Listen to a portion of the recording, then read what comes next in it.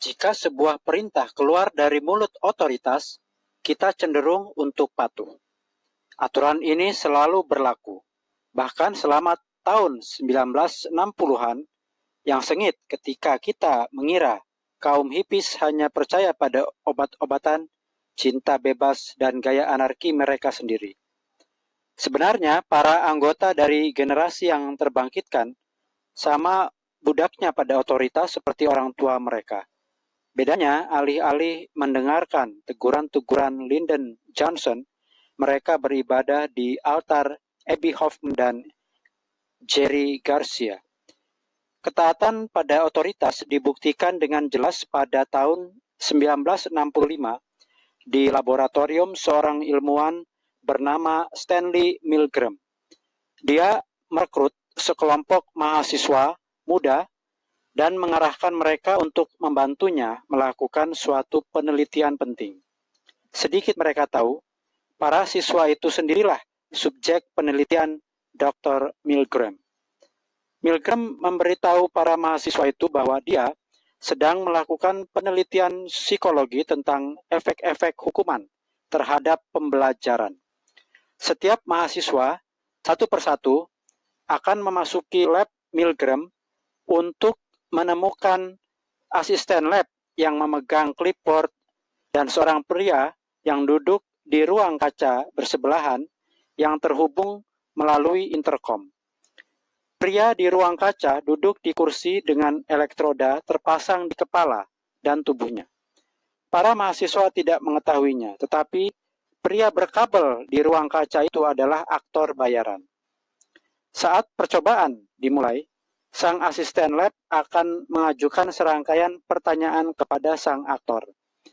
Setiap kali si aktor menjawab salah, si mahasiswa disuruh untuk menyetrum si aktor. Seiring tiap jawaban yang salah, sengatan listriknya akan meningkat intensitasnya. Tentu, tidak ada listrik dan si aktor dengan meyakinkan menjerit kesakitan. Tetapi si subjek mahasiswa tidak mengetahui semua ini.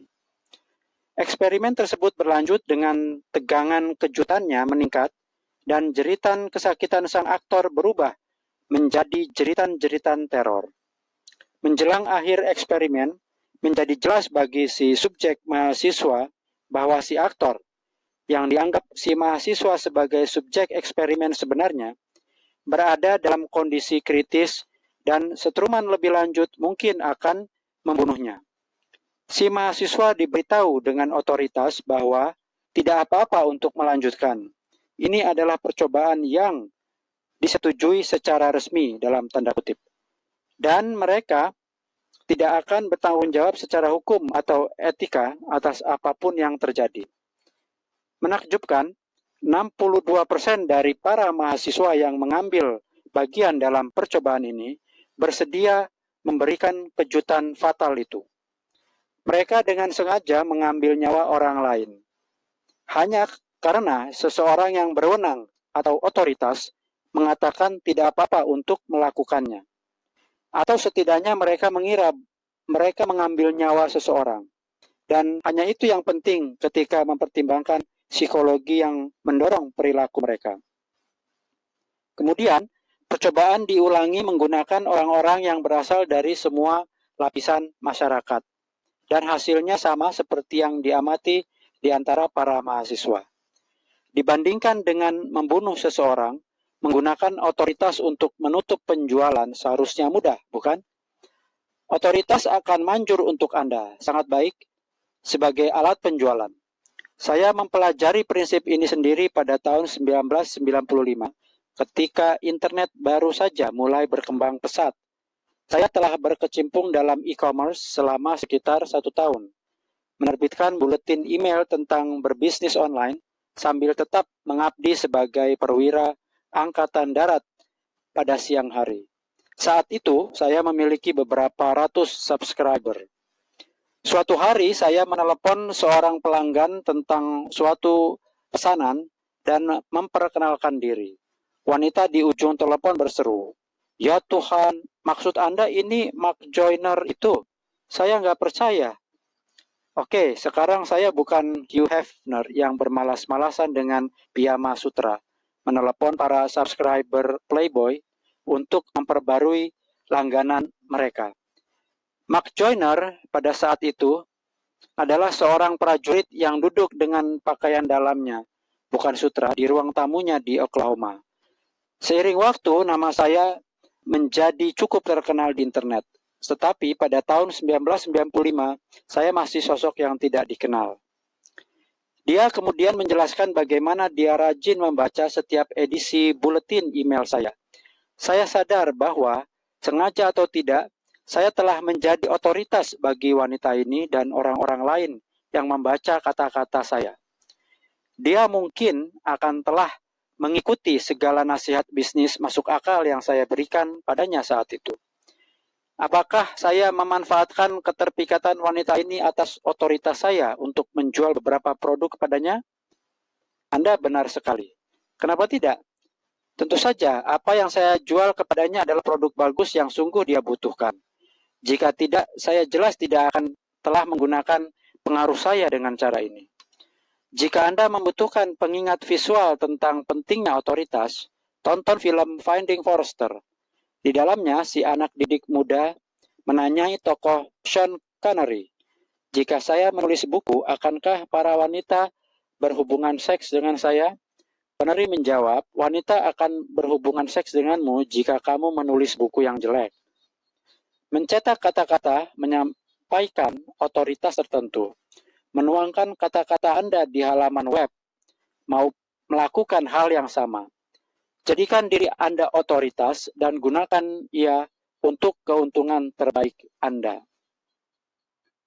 Konsep kepatuhan pada otoritas. Jika sebuah perintah keluar dari mulut satu otoritas yang kita akui, kita cenderung untuk patuh. Pelajaran. Bermitra dengan, gunakan dan ciptakan otoritas di internet untuk memengaruhi para prospek Anda. Pikirkan, artikel, dukungan, tinjauan atau ulasan produk, penghargaan produk, sertifikasi. Artikel. Saya menulis artikel untuk sebuah penerbitan internet yang banyak dibaca bernama Internet Day pada tahun 1998 yang dibuat oleh teman saya Mel Strousen, seorang pengusaha sangat pintar yang tahu bagaimana mengubah pelanggan email menjadi uang. Ada link di bagian bawah artikel yang merekomendasikan kursus lengkap saya tentang pemasaran internet di killertactics.com. Tautan satu itu menghasilkan penjualan 45 eksemplar kursus dalam satu hari. Seandainya tautan itu tidak muncul di bagian bawah artikel, akankah ia telah sama efektif? Pengujian saya mengatakan tidak. Dukungan.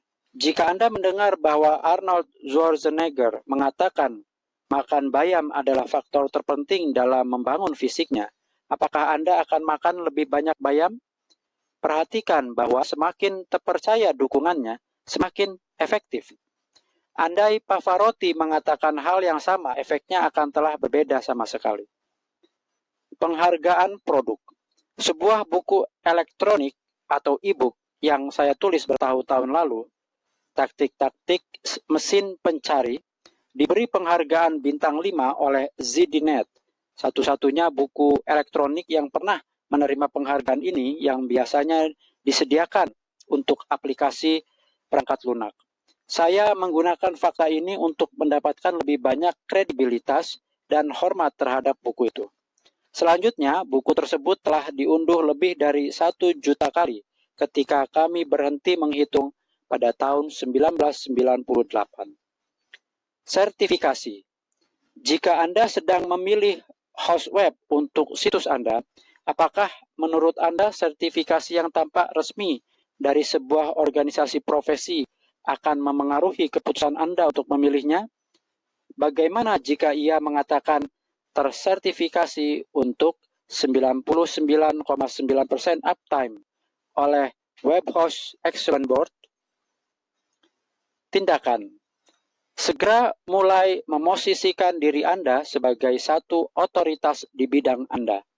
Anda dapat melakukan ini dengan menulis buletin yang menawarkan informasi bermanfaat kepada para prospek Anda. Kemudian, Anda dapat menggunakan otoritas Anda untuk menghasilkan pendapatan dengan merekomendasikan produk. Namun, berhati-hatilah. Otoritas dapat disia-siakan sepasti ia dapat diperoleh. Jika Anda menyalahgunakan otoritas Anda dengan merekomendasikan produk yang Anda sendiri tidak akan gunakan, posisi Anda sebagai tokoh otoritas akan berumur pendek.